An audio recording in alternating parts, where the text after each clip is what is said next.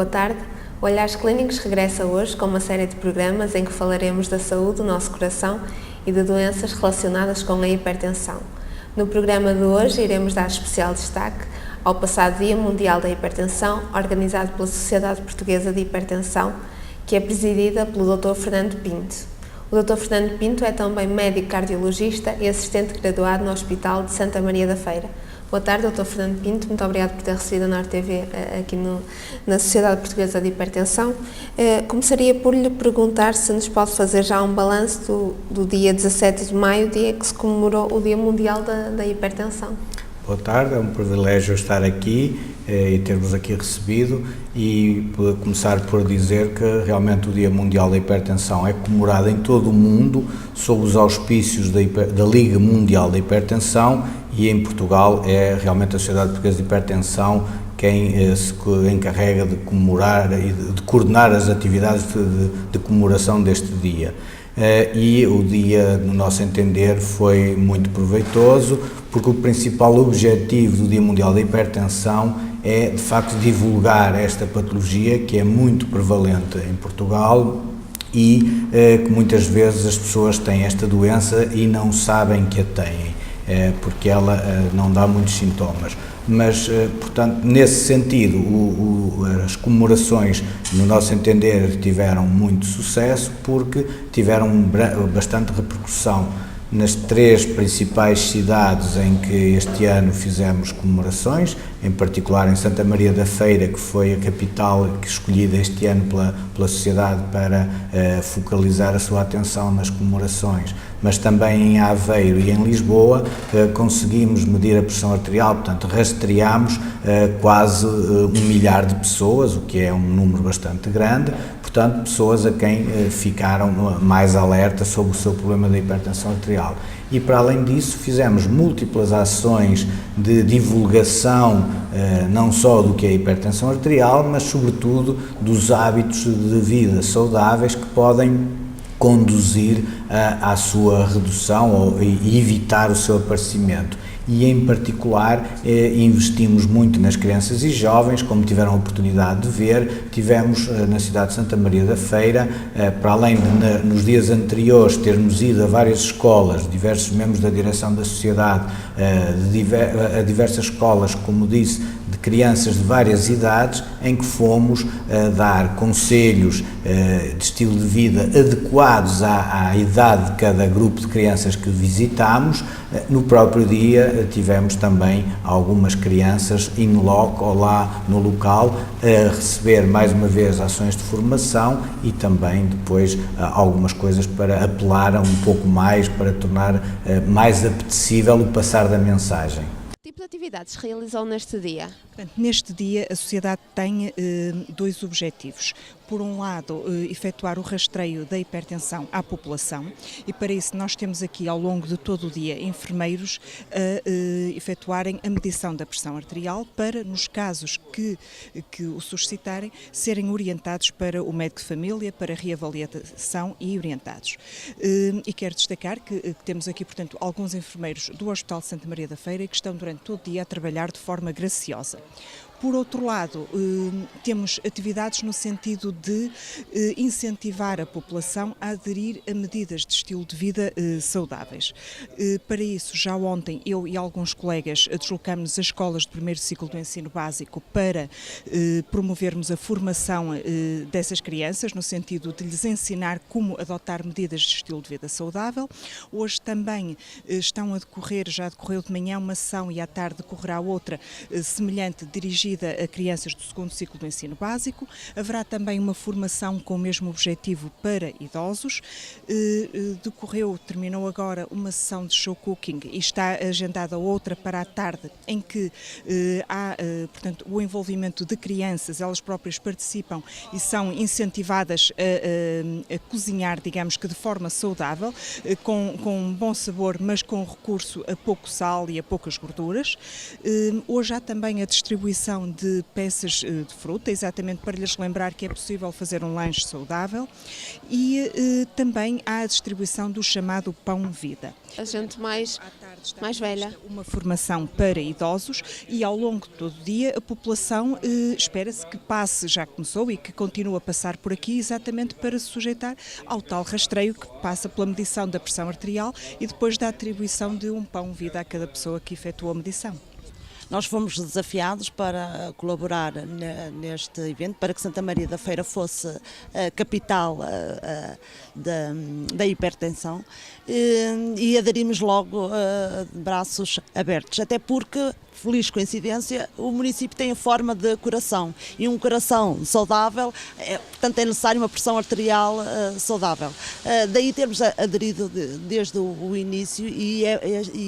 é muito importante toda esta sensibilização, toda esta promoção a estilos de vida, a hábitos saudáveis, e a autarquia procura promover qualidade de vida aos seus munícipes. Por isso, para nós é um orgulho e é uma honra sermos a capital da hipertensão. Neste âmbito, existem outras iniciativas previstas pela sociedade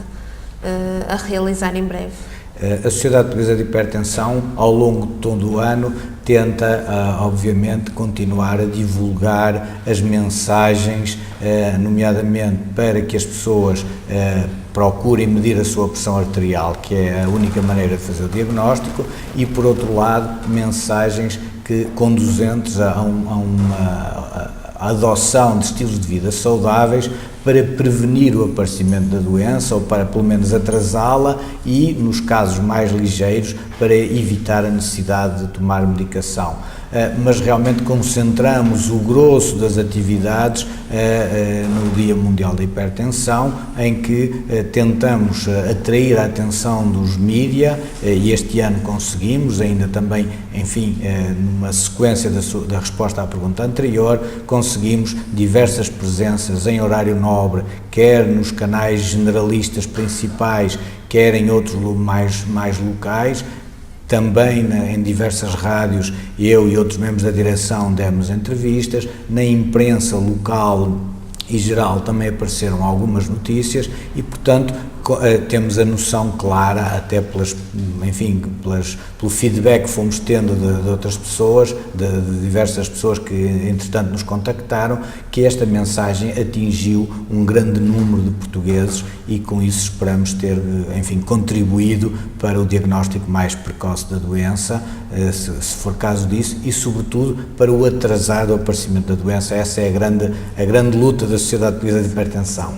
A hipertensão foi também um tema escolhido pela Organização Mundial de Saúde para a comemoração do Dia Mundial da Saúde. Esta escolha é o reflexo da importância desta doença nos dias de hoje?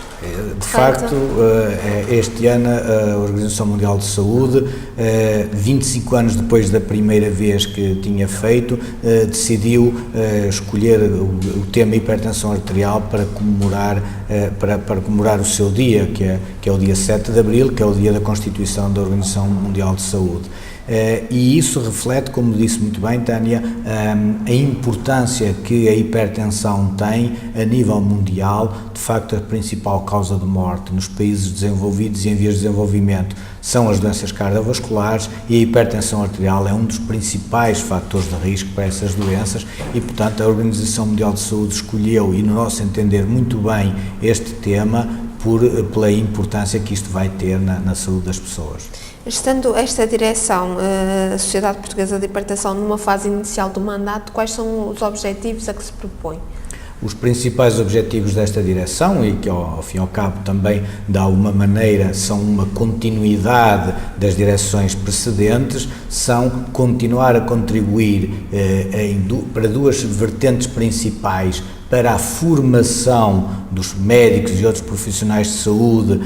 formação pós-graduada, sobretudo, porque a hipertensão, tal como a outra restante ciência médica, vai evoluindo e é preciso atualizar conhecimentos. portanto, a Sociedade Portuguesa de Hipertensão tem particular empenhamento em formar, sobretudo, os mais novos médicos e outros profissionais de saúde para que estejam sempre com os seus conhecimentos atualizados e, por outro lado, é informar a população em geral da importância desta doença, da importância de fazer o diagnóstico e da importância, sobretudo, de adoção de medidas, de estilos de vida saudáveis que evitem o aparecimento desta doença, que é uma doença que tem consequências muito graves. Voltando ainda ao Dia Mundial da Hipertensão, reparamos que houve uma preocupação especial por parte da sociedade em passar às crianças essa mensagem, como foi o caso do show cooking. É em criança que se inicia a prevenção da hipertensão arterial? Exatamente, é em criança que se iniciam os hábitos de vida, sejam os bons, sejam os maus, e portanto a nossa aposta nos últimos anos tem sido tentar cativar as crianças para estas mensagens, porque sabemos que as crianças conseguem depois ter alguma influência no seu agregado familiar, quando muito bem motivadas para a adoção de diversas alterações de vida, nomeadamente este caso das alterações de vida para estilos de vida saudáveis. E temos vindo, quer nas nossas reuniões, enfim, científicas, conseguimos paralelamente ter tido, ainda agora em março no nosso congresso, tivemos umas centenas de crianças a quem transmitimos também estas mensagens, e no Dia Mundial da Hipertensão, desde há vários anos, temos tentado focalizar uma parte importante da nossa ação na prevenção logo nessas idades, porque os estilos de vida menos saudáveis começam muitas vezes nestas idades, com a ingestão de bebidas açucaradas em vez de água, a ingestão de produtos processados em vez de fruta e legumes, e é tentando sensibilizar as crianças e jovens para esta problemática que pensamos poder contribuir para, enfim, melhorar um pouco a imagem, este panorama negro que a hipertensão tem em Portugal. Também lá esteve a equipa de futebol do Feirense, foi também importante esta presença? É extraordinariamente importante, porque faz parte dos estilos de vida saudáveis a adoção de atividade física regular, e sabemos que no caso, por exemplo, das crianças, eles muitas vezes têm os seus ídolos nos jogadores de futebol ou de outras modalidades esportivas, mas sabemos que os jogadores de futebol, enfim, são emblemáticos habitualmente como exemplos que as crianças gostam de seguir, e daí temos tido o privilégio de poder contar com a equipa de futebol, enfim, da terra, local, o Clube Desportivo Feirense, a quem agradecemos mais uma vez, enfim, a presença, porque eles são muitas vezes os ídolos locais daquelas crianças, daqueles jovens, e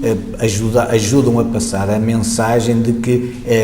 para ser saudável é preciso praticar exercício físico regularmente. Obviamente não é preciso ser exercício de competição, mas lá está a imagem do exemplo que estes jogadores muitas vezes são, e tiveram com certeza a oportunidade de ver como as crianças ficaram entusiasmadas com a possibilidade de ter um autógrafo dos jogadores da sua terra, do seu clube,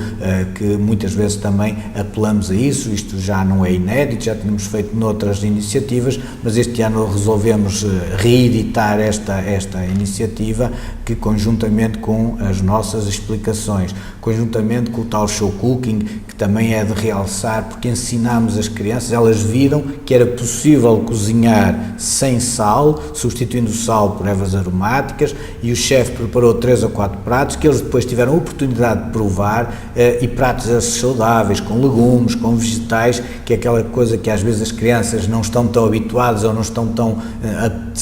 não lhes é tão apetecível provar, mas ali tiveram a oportunidade de provar e ouviram com certeza os comentários a dizer que até gostaram, e muito, daqueles pratos preparados absolutamente sem sal e com comida, com tudo ingredientes saudáveis, frutas, legumes, e isso é mais uma chega que eles depois podem levar para casa e dizer aos pais ou às mães que que podem fazer outras alternativas às refeições tradicionais e podem incluir, de facto, os vegetais, os legumes, a fruta numa refeição para que ela se torne mais saudável. É verdade que 42% dos portugueses são hipertensos? De facto, assim é. Nós, em março, no nosso congresso, tornámos públicos os primeiros resultados de um grande estudo que envolveu 4 mil pessoas em Portugal, representativas de toda a população portuguesa, enfim, do continente. Não tivemos a oportunidade de estender o estudo às ilhas, e foi essa a prevalência da hipertensão que encontramos, 42,2%, que aliás é semelhante a uma que tínhamos de um estudo similar de 2003, portanto a prevalência da hipertensão não melhorou, continua a ser, e isto é um número, 42% impressiona só por si, mas se transformarmos isto em número de portugueses, imaginamos aproximadamente 3,5 milhões de portugueses que têm esta doença, que é a hipertensão arterial.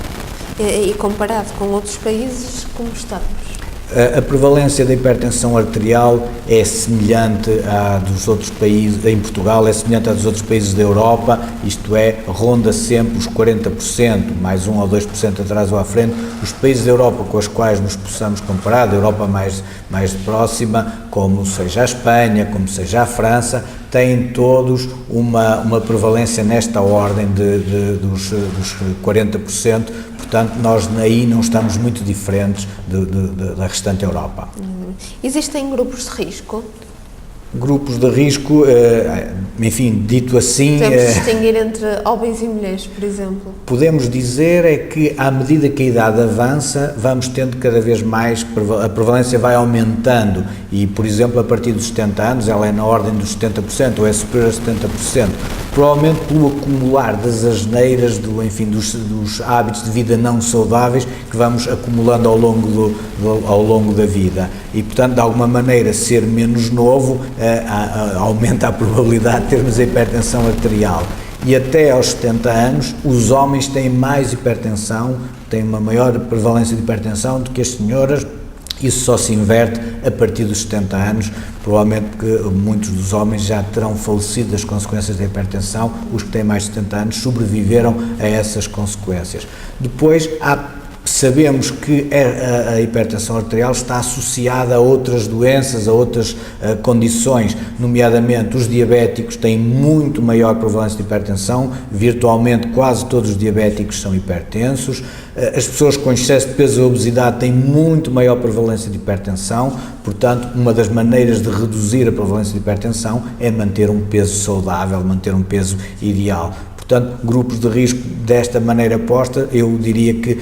sobretudo, a presença de diabetes, a presença de excesso de peso e obesidade e a presença de outras doenças da área cardiovascular, como ter colesterol ou ter as gorduras do sangue, como as pessoas dizem na linguagem popular, elevadas, aumenta a probabilidade de ter concomitantemente a hipertensão arterial. Exatamente. Sendo o sal um dos elementos responsáveis por este problema, a tolerância zero significa total ausência de sal na nossa alimentação? Total ausência de sal, não, porque todos os alimentos, na sua forma natural, já têm sal. Nós, enfim, preconizamos é que não seja adicionado sal na confecção dos alimentos, porque todos os alimentos naturalmente contêm uma quantidade de sal adequada. Nós em Portugal consumimos quase o dobro da dose de sal recomendada pela Organização Mundial de Saúde. Portanto, se calhar enfim, pegando nas suas palavras da tolerância zero, seria a tolerância zero ao sal adicionado, mas não, obviamente que não é comer sem sal nenhum. Se conseguirmos reduzir alguns gramas de sal por dia na nossa ingestão, no que comemos, conseguimos reduzir muito o valor da nossa pressão arterial e trazê-lo muitas vezes para os valores normais sem necessidade de mais outras medidas. Nessa perspectiva, come-se bem ou mal em Portugal? Come-se com muito sal, de uma maneira geral come-se com muito sal, tem a ver um pouco com alguns hábitos culturais e tem a ver com uma mistura que agora estamos a fazer, progressivamente adotar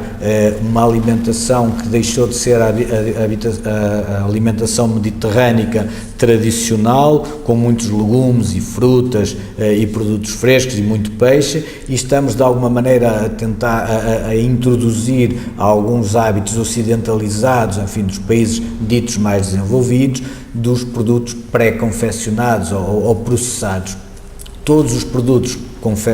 processados, pré-confeccionados, aquelas coisas que compramos para aquecer ou que já estão pré-cozinhadas, é só aquecer ou acabar de confeccionar, têm habitualmente uma quantidade muito grande de sal, que até é usado de alguma maneira como também conservante. E, portanto, quando substituímos a alimentação tradicional dos nossos pais, dos nossos avós, por esta nova alimentação do fast food, sobretudo os pré-confeccionados, porque também se podem fazer com certeza hambúrgueres e outros alimentos, enfim, ditos de fast food, com pouco sal, mas há uma tendência de o mercado, de quando vamos comprar, estarmos a comprar, enfim, alimentos que já têm adicionados uma quantidade grande de sal, depois ao cozinhar ainda temos a tendência para acrescentar mais algum sal e isso vai levar a que o consumo final de sal ao longo do dia seja francamente acima dos valores recomendados. Exato. Ainda sobre isso queria perguntar como é que se pode controlar a quantidade de sal que ingerimos se por vezes essa indicação não é clara para o consumidor. Essa é uma das batalhas da Sociedade Portuguesa de Hipertensão e focou um ponto extraordinariamente importante, é que realmente para a maioria dos consumidores, eu diria mesmo que para 99% de nós, quando vamos ao supermercado, à mercearia e compramos produtos pré-confeccionados ou processados, temos alguma dificuldade, para não dizer uma total incapacidade, em perceber, em traduzir aqueles valores que por lei é obrigatório estarem lá, mas que estão em múltiplas unidades, muitas vezes não estão em gramas de sal, estão por porção, por 100 gramas, por quilo, e isso torna a mensagem difícil de entender pela maioria da população dita leiga, e mesmo diria que muitos dos médicos têm alguma dificuldade, eu confesso a minha dificuldade, só quase de calculadora é que com alguns alimentos poderíamos saber ao certo o que estávamos a comprar. Portanto, a aposta deve ser em duas vertentes. Em primeiro lugar, preferirmos alimentos não confeccionados, não processados, preferirmos os alimentos na sua forma natural e depois cozinharmos nós em nossas casas, e não adicionando sal ou substituindo uma parte significativa do sal que habitualmente adicionamos no cozinhar dos alimentos por outros temperos, como as ervas aromáticas, como o piripiri, o limão, que permitem manter todo o sabor dos alimentos, se calhar realçar alguns sabores que nem nos apercebemos quando cozinhamos com muito sal, sem estarmos a agravar a quantidade de sal que comemos. E por outro lado, uma das lutas da Sociedade Portuguesa de Hipertensão é que a rotulagem dos alimentos passe a ser de uma forma que seja mais inteligível, e uma das nossas propostas, uma das nossas sugestões, que já apresentámos inclusive ao Grupo Parlamentar da Saúde, no nosso Parlamento português, é que todos os alimentos que fossem comercializados pré-confeccionados tivessem um rótulo, por exemplo, com o código de cores do semáforo, como nós também quando compramos um eletrodoméstico, compramos os verdes, que são aqueles que gastam menos, quando compramos uma lâmpada, preferimos por vezes dar mais algum dinheiro, comprar uma lâmpada que depois vai gastar menos, portanto já estamos habituados, já intuímos que o verde é bom, o vermelho é mau e o amarelo é assim. E, portanto, nós não queremos impor que as pessoas não comprem este ou aquele alimento, da mesma maneira que há a rotulagem com imagens, enfim, drásticas no tabaco, para que as pessoas sejam alertadas para que aquilo as prejudica, mas damos na mesma a liberdade às pessoas de poderem fazer essa escolha, embora sabendo que estão a prejudicar-se. Com o sal, a nossa sugestão é a mesma, não vamos proibir, como alguns advogaram, que se vendam coisas salgadas, vamos sugerir que cada vez que a Tânia vai ao supermercado, cada vez que eu vou à mercearia, possa olhar para 3 ou 4 produtos similares, um tem o rótulo verde, outro tem o rótulo amarelo, outro tem o rótulo vermelho, eu às vezes até posso comer meia dúzia de vezes por ano uns vermelhos, a maior parte das vezes devo comer os verdes e se calhar numa forma intermediária os amarelos, mas fico eu a poder escolher, mas a poder escolher enfim, bem informado, porque isso que a Tânia disse é bem verdade. Se a Tânia quiser ir comprar para si ou para os seus alimentos, tem muita dificuldade em perceber o que é que está a comprar em termos de quantidade de sal. Em alguns alimentos, como os iogurtes, por exemplo, já acontece vermos no açúcar esse tipo de descrição que está a falar, não é? Em termos do açúcar já se vê, quantidade do açúcar já se vê a cor vermelha, o vermelho que indica a quantidade de açúcar normalmente, e quando é verde percebe-se já essa distinção. Existe já uma marca em Portugal, que, na sua cadeia branca, que faz isso não só para o sal, como também para o açúcar, para as gorduras. Tem o semáforo. Acaso estou-me a referir ao açúcar, nunca reparei no sal. Mas se reparar, há uma marca branca que é dessa marca que está a falar, que é a Sonai, podemos enfim dizê-lo claramente, que tem para todos os alimentos processados da sua marca branca, tem 4 ou 5, tem o semáforo para as gorduras, tem o semáforo para as calorias, tem o semáforo para o açúcar e tem o semáforo para o sal. E nós entendemos é que essa rotulagem, que é feita de uma forma voluntária e apenas na marca branca, deveria ser estendida, pelo menos a nível do sal. É por isso que nós, enfim, nos batemos, mas obviamente concordamos e apoiaremos todas as iniciativas que levem a que esse semáforo, esse código tipo semáforo, esteja também para as calorias, para as gorduras, porque isso também vai interferir na hipertensão arterial, mas propunhamos é que isso fosse obrigatório para todos os alimentos processados e assim, independentemente da marca ou do local onde eu esteja a comprar o meu alimento, o alimento que vou dar aos meus filhos ou aos meus familiares, posso escolher informadamente. Hoje quero um bocadinho menos saudável, mas na maior parte das vezes vou procurar o mais saudável. E o alimento que tiver tudo verdes, ou muitos verdes e muitos amarelos, seguramente vai ser preferido por mim do que o que tem muitos vermelhos ou muitos amarelos e poucos verdes. Então, os cuidados que devemos ter quando vamos ao supermercado fazer compras são esses de que falou, é escolher a maior parte dos alimentos, se for possível, os alimentos que têm esse código em verde. Nos alimentos que têm esse código, seria escolher os que têm os verde. Enquanto isso não for obrigatório, ou quando estivermos em locais em que não exista essa codificação, tentar não escolher, não comprar alimentos processados, porque nesses sabemos que, à partida, têm uma quantidade mais significativa de sal. O ideal é comprar os alimentos, enfim, na sua forma natural. Sabemos que hoje a vida é mais complicada, as pessoas têm menos tempo, mas às vezes com pouco tempo consegue-se, e isso foi também um exemplo que o Show Cooking deu, quer na nossa comemoração do Dia Mundial da Hipertensão, quer durante o nosso congresso, como falei há pouco, também tivemos um conjunto grande de crianças e jovens de escolas da zona onde o congresso foi efetuado, e tiveram também um outro Show Cooking em que demonstramos que em pouco tempo é possível fazer comida saudável e com paladar apetecível, portanto, comida gostosa, sem termos que recorrer, obviamente, ao sal. E o leite? O que é o leite? O leite não tem habitualmente a ver com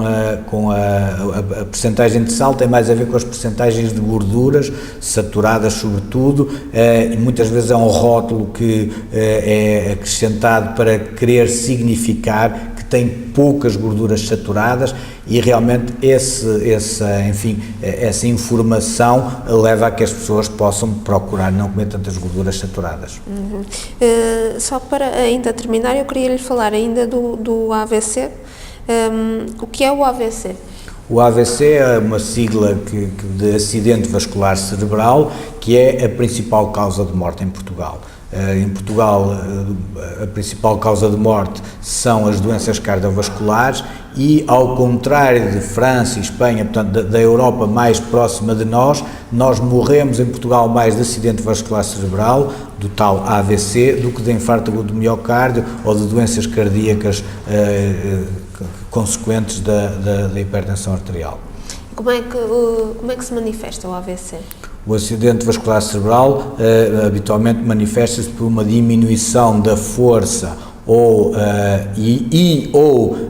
por perturbações da sensibilidade, habitualmente de uma metade do corpo, pode ser totalmente braço e perna, ser predominantemente do braço ou predominante da perna, mas habitualmente, a maior parte das vezes, é uma metade do corpo que fica parcialmente afeta a diminuição da força e ou da sensibilidade, muitas vezes com perturbações da fala, com desvio da comissura labial, portanto da boca fica desviada, o olho fecha de forma diferente do lado que está afetado, portanto esses são os principais sintomas do AVC. E o que o provoca é também a hipertensão. A principal causa do acidente vascular cerebral é de facto a hipertensão arterial. E o que devemos fazer em caso dos primeiros sintomas? Recorrer de imediato a um hospital, a um serviço de urgência. Aliás, se calhar hoje em dia nem deve ser assim, devemos acionar imediatamente, ligar para o 112 e ele será, porque assim será acionada a chamada via verde da AVC, que faz com que os doentes sejam dirigidos para o hospital mais próximo, que tenha capacidade de tratar, que às vezes não é o que está mais perto da nossa casa ou do local onde nós estamos, mas é o que tem o mais perto, que tem capacidade de tratar especificamente esta situação. Exatamente. Muito obrigada, Dr. Fernando Pinto, por esta colaboração neste programa e por este esclarecimento destes temas. Eu é que agradeço, que ajuda a passar a mensagem da hipertensão arterial para a população. Terminamos assim o programa de hoje. Muito obrigada por nos ter acompanhado. Até ao próximo programa.